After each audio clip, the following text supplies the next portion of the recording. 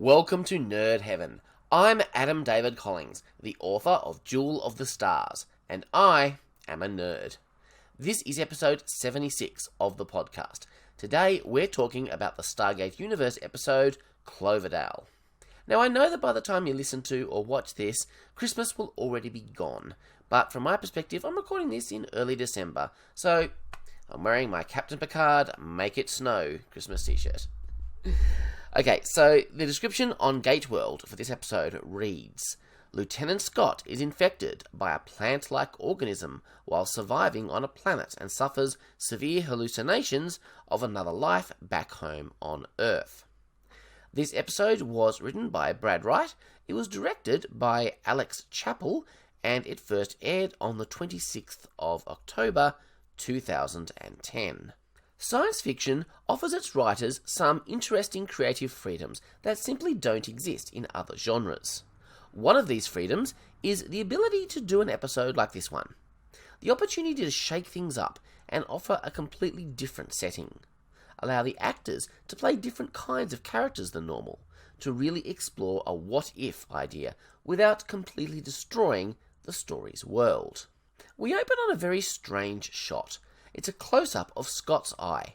Various colours out of focus swirl around him. The eye blinks as if he's waking up. It's very disorienting, and deliberately so. This is one advantage that film and TV have over books. They can pull off a lot of these interesting visual tricks. It goes a little way to making up for some of the things that books can do that film can't. After a few seconds, we cut to a normal shot. Scott is sitting in a car. The colours that were swirling around him were actually the view of the passing world outside the car window. He's being driven somewhere by Greer. They're both in uniform, and it's immediately obvious that this is Earth. This is the moment that I realise that they're actually not in a car, and Greer is not driving. They're actually in a bus, and this is their stop, a place called Cloverdale. At this point, we're wondering what's going on. Is this a flashback? A dream? A parallel universe? A flash forward to a time when the crew have returned home? The possibilities are endless. Scott and Greer seem to be returning home from a deployment, given the very military-looking luggage they're carrying. Scott sees Eli and Young on the other side of the road. He is excited to meet up with them. As he crosses the road, he is hit by an unseen car. At that moment, he collapses on the jungle floor of an unknown planet, surrounded by SG crew members from Destiny, clutching his arm, which is covered in some blue glowing thing, and screaming in pain. Okay, so that's interesting. We've got two parallel stories going on here. One is a normal SGU episode, with our characters exploring a planet, and another is playing out on Earth, with the same characters, but they're somehow linked. Whatever the blue thing is, it's causing him a lot of pain, and TJ doesn't know how to get it off him. They're trying to get Scott back to Destiny. Rush runs on ahead to the Stargate to bring medical supplies back. Back on Earth, Young is standing over Scott, who seems remarkably uninjured, given he was just knocked over by a car. The driver of that car turns out to be Brody. Things are not quite right in this Earth scenario. Young is Scott's father. Young and Greer have never met. Chloe is Scott's high school sweetheart, and Eli is Chloe's brother. So these are not our normal characters. We're using the familiar actors to play new roles with new relationships, and yet there are similarities. Their names are all the same. Their personalities are very similar. Scott is here to marry Chloe. Eli is producing the wedding video and treating it like a documentary. I swear that Eli and I are long-lost brothers, but then I'm not as smart as he is. Scott is hoping for a bachelor party, which Greer apparently hasn't organised. This is a twist on a common trope, where the groom doesn't want a party, but the best man insists. You know, it's funny, but I immediately buy the Scott-Chloe relationship in this false reality more than I ever have in the real world. Chloe notices a big red welt on Scott's arm, right where the blue alien thing is in the real world. He dismisses it as a minor injury from getting hit by the car. but then he collapses. Rush is asking for various medical supplies. Prominent among them is the alien venom, which has sometimes proven useful. But the whole moment is sobered when Rush asks for whatever is appropriate for cutting through bone. If they can't get rid of this alien contagion, TJ may have to amputate on the jungle floor, and presumably without any anesthetic. It's too horrible to contemplate. But there are times in real life when it has had to happen. Personally, I think I'd almost rather die. You'd probably pass out quickly from the pain, but the time leading up to that would be unimaginable hell. So back on Earth, Scott and Chloe are going to see a movie together. I had a good laugh when they walked into the cinema as the MGM logo played on the big screen. Amusing, of course, because Stargate is an MGM production. The couple kiss, remembering the first time they came to this cinema. But on the screen, something familiar to Scott is playing out in the movie. A young man and a young woman, who look somewhat similar to Scott and Chloe, are on an alien planet, looking at a field of flowers that change colour when touched. It's a nice little sci-fi world-building thing, like the singing plants on Talos 4 in the original Star Trek pilot, The Cage. As the characters touch the flowers, a wave of colour sweeps through the field. It's a very romantic-looking setting. Scott warns the character to get out of there, as the woman suggests walking through the flowers barefoot. Giant plant-based tentacle things emerge from the ground and attack the man. He cuts it with a knife, but a little bit of blue acid drops from the creature onto his arm, burning it and becoming the contagion that we saw on Scott's arm in the real world. So apparently this is a representation of how it first happened. Scott is freaked out by all of this. It seems familiar to him. He soon realizes, talking to Chloe, that all of that couldn't really have happened. After all, alien plants are not real, right? Isn't it interesting that the grounded, more realistic Earthworld in this story is very clearly the fantasy, and the science fiction world of aliens and spaceships is the obvious reality? Now, of course, we know from the history of the show that this is the case. But somebody watching the episode for the first time, with no prior knowledge of Stargate, would probably come to the exact same conclusion. Because the rules of reality just don't work right in the Earth scenario. Things happen that shouldn't.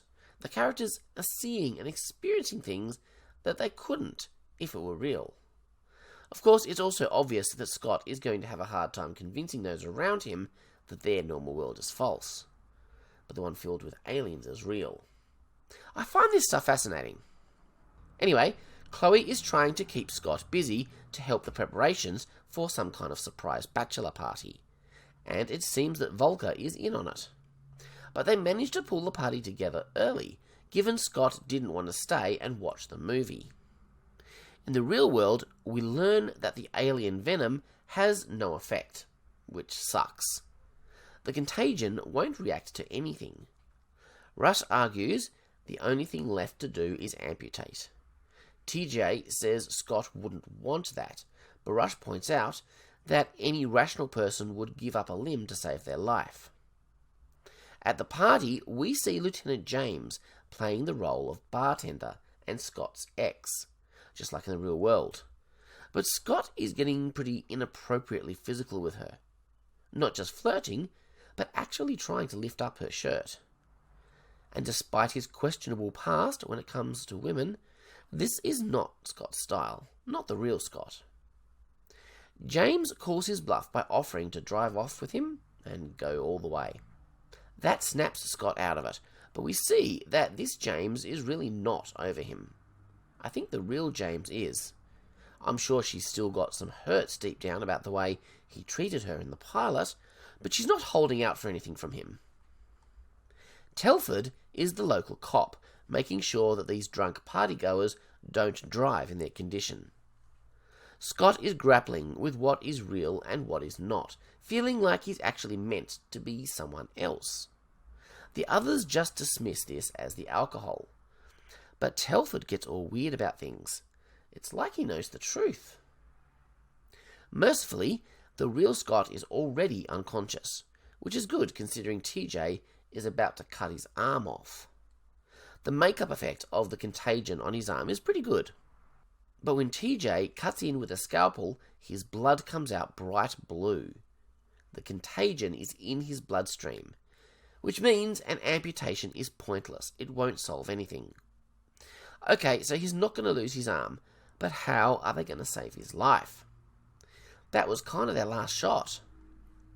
They have 3 hours before Destiny jumps to FTL, but Rush has already given up. In reality, they have less than 3 hours because they'll be overrun by the alien tentacle things in about 1 hour.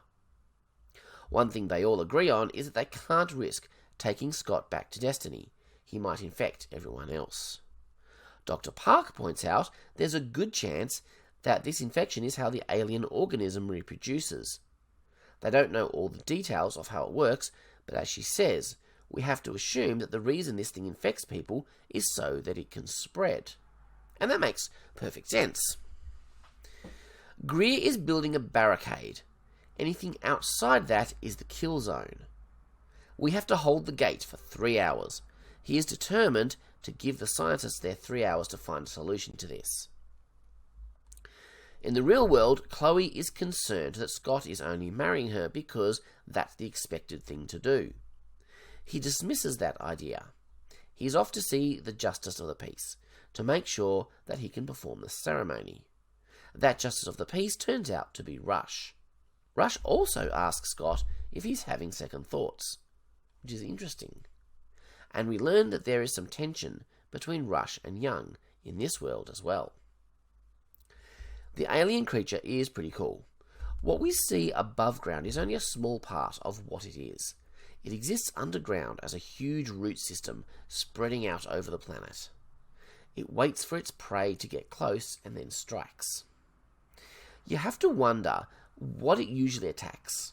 Humans are on this planet for the first time. There must be some native animal life on this planet. Young wonders if it's a plant or an animal. Park suggests it may share aspects of both. Young orders all non-combatants back to Destiny, including TJ. Which is weird. So he's basically abandoning all hope of saving Scott? In which case, why the need for combatants? Might as well get everyone except Scott back to the ship. It's pretty weird.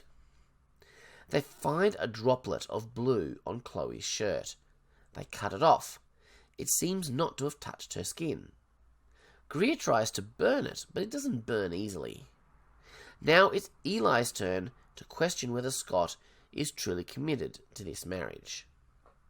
Unlike with the others, it feels like Eli has some grounds for concern. Scott has lost all his enthusiasm. He's acting out of character. Now, I've never had a hangover, so I don't know what it's like, and how long it lasts. But this seems more than just a guy with a headache. He comes across as someone whose heart is no longer in it. Now, we know that Scott is questioning reality, so most of what he's going through stems from that rather than last night's alcohol. Eli says that nobody thinks of Scott as a one-woman guy. So apparently in this world, he also has a reputation as a bit of a womanizer. But he insists he wants to marry Chloe and raise a family with her. Eli doesn't believe him, and he doesn't think Scott believes it either. And then Scott collapses again. Eli has a little moment with Scott in the real world. Nobody is giving up on you, he says. Chloe is right about Eli. He is the ultimate true friend. Chloe does something rash and foolish. She infects herself with the alien contagion. They weren't going to let her stay with Scott. Now they have no choice. It may seem romantic, but it was a stupid thing to do. This is the last thing Scott would want. It hurts him, and it hurts her friends. Frankly, I think it's a little out of character for her. Chloe isn't this stupid or selfish. I'm not saying she's a saint, but I think she's better than this. On Earth, TJ is a paramedic. Scott is still dismissing his fainting spells. I still can't believe how lightly they're all taking getting hit by a car. That's a serious thing. You really should have been checked out properly after it happened. There is a lot of pain, resignation, and a little judgment in Eli's voice as he says bye to Chloe. But it turns out that there may have been a little method to Chloe's madness. The earlier infection on her clothes should have touched her skin. It should have infected her. And it didn't. So she's decided to test it. Maybe she's immune. And if that's the case, maybe they can use that somehow to help Scott. Of course, these kinds of medical investigations tend to take a long time. It's not something that can happen in 3 hours. Chloe's hand doesn't hurt. Matt was in agony. Now Earth Scott is having doubts for real, wondering if it's right for him to marry Chloe. What if he hurts her? He asks his father, Young, for advice. Young says, "Wake up." Now that's interesting. Chloe's blood is still red, and the contagion on her hand is already healing. The theory is that whatever the aliens did to her has given her immunity. Her blood might save Scott, but it might also pass on to him whatever the aliens did to Chloe. TJ has no other options. She sets up a transfusion. Eli is walking Chloe up the aisle, suggesting that in this world, as in the real one, Chloe's father is dead. The scene plays out as Rush performs the wedding ceremony, while Greer and his team fight off the alien plants with flamethrowers. It's all good, but there's not a lot for me to say about it. There is a cool moment when a tentacle nearly gets Chloe and Scott, but the whoosh of the event horizon disintegrates it as the gate dials. It's pretty cool. As Scott is about to make his vow, he notices Chloe's face is all blue. That's when Scott wakes up, and all the blue stuff cracks off his arm. They all escape through the Stargate just in time before Destiny jumps. Young is really not happy with Chloe. They'll both be put into deep quarantine indefinitely. But maybe this is not because of the contagion on the planet that they've just escaped. Maybe it's because Chloe has now revealed that whatever the aliens did to her was not undone by the chair. And now Scott has been exposed to it as well. How will Scott react to that one? In the end, I'm left asking one important question. What was the point of all the stuff on Earth? Oh, it was fun to see the characters in a new light, and I'm sure the actors had a blast. But what does it actually add to the story? My assumption is that all of this was Scott's hallucination while he was under. So I guess it can give us some hints as to what his subconscious is thinking about. His relationship with Chloe is central to it all. It's obviously of vital importance to him. He sees Eli like a brother figure, well, brother-in-law, which is kind of nice. He sees Young as a father figure, no surprise there. So perhaps what we're meant to take from all of this is that Scott is thinking about his future with Chloe. Will they commit to remain together forever? We know he's been asking these questions lately. Just last episode, he vocalized some of it to Chloe. But it appears he's also having some doubts. He's worried that he's not good for her. He's worried that his previous womanizing ways might return and cause problems between them. But in a way, that feels like a cop-out. We don't use our past mistakes as an excuse for not making a change in our life and being better now and in the future. I don't remember them especially following up on these ideas through the rest of Season 2, but you can bet I'll be keeping a keen eye open to see any hints that they continue to address these thoughts. The last thing I think we can glean from the dream is that Scott is concerned about the genetic modifications the aliens made to her. What does that mean? How human is she still? I think this is at the root of his relationship doubts.